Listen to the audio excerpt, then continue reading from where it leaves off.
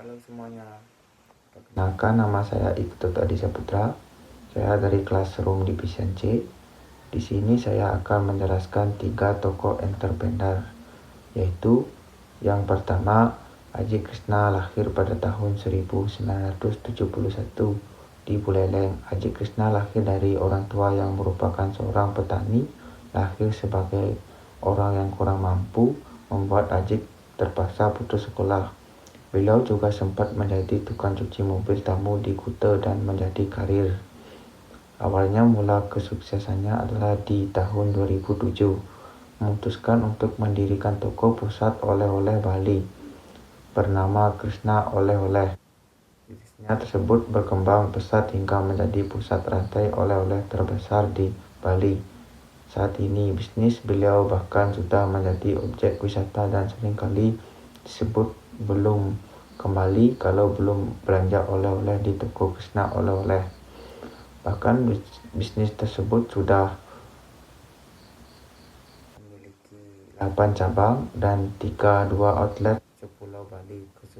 Kesuksesannya tersebut membuatnya disebut orang terkaya di Bali. Setidaknya ada 14 supercar menjadi koleksi garasi miliknya. Kini ia telah mendapatkan julukan Kuesit Bali. Meskipun sudah sukses, dirinya tetap menjadi pribadi yang rendah hati dan dermawan.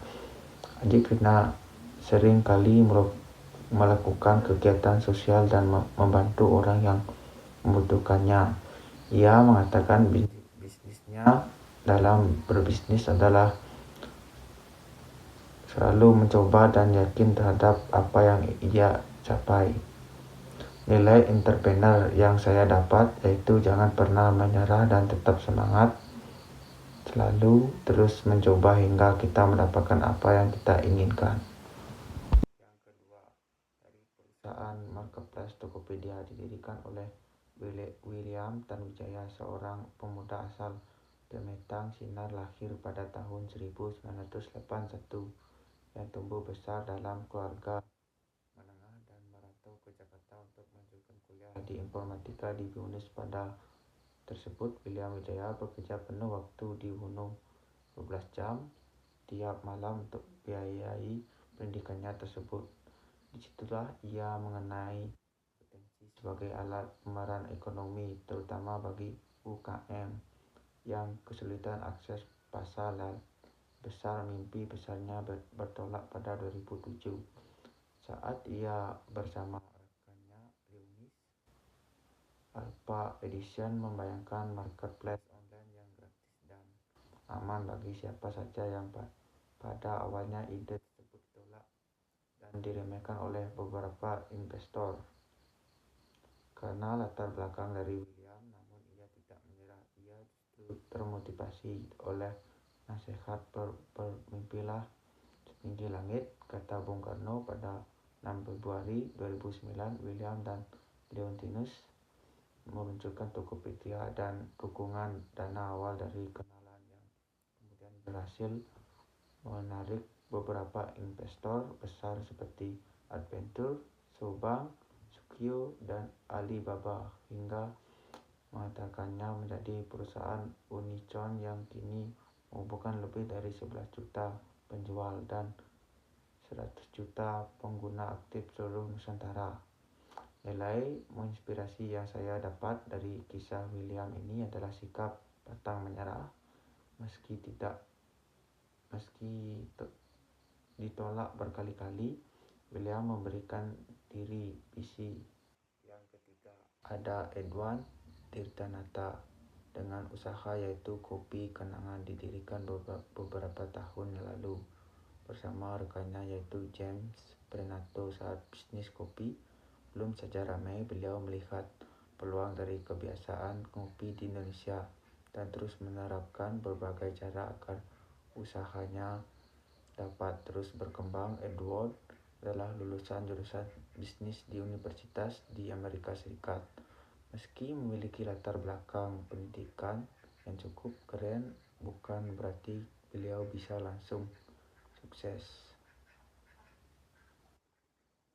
Beliau juga pernah memiliki kegagalan dalam usaha seperti saat beliau mendirikan Lewis dan Carroll yang menjual seharga 40-60 per cangkir yang ternyata harganya terlalu mahal untuk sebagian orang Indonesia, sehingga hasil yang didapatkannya kurang sesuai harapan. Beliau belajar dari kesalahannya.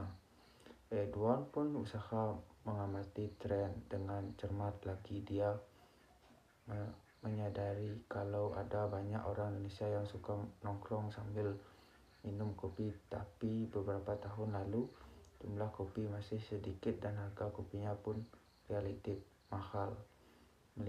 Melihat peluang itu, Edward mengajak James untuk mendirikan kopi yang menjual kopi lokal berkualitas tinggi dan harga yang terjangkau. Dengan penuh semangat, Edward pun menyiapkan berbagai hal yang mendirikan kopi kenangan tersebut, mulai dari memilih biji kopi, menguji kopi lokal, membeli mesin membuat kopi yang tepat, hingga merekrut beberapa karyawan untuk membantu pengelolaan. Akhirnya kopi ini buka pada tahun 2007. Mereka Strand Card Jakarta Selatan. Mereka sempat khawatir kalau tidak akan ada pengunjung yang datang, tetapi ternyata kopinya mendapatkan sambutan yang cukup baik dan bisa menjual kurang lebih 700 gelas kopi. Pada hari pembukaan, beliau sengaja memilih nama kopi kenangan agar terkesan lebih akrab dan berkayat, terutama bagi kalangan anak-anak muda.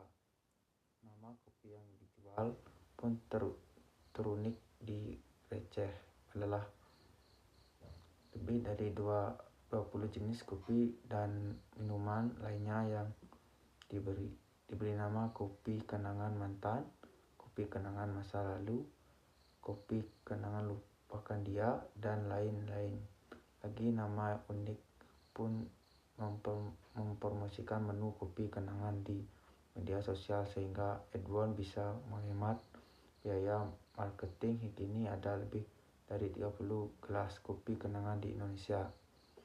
Nilai entrepreneur yang saya dapat dari kisah beliau adalah berani mengambil risiko, tidak pantang menyerah, dan bisa melihat peluang.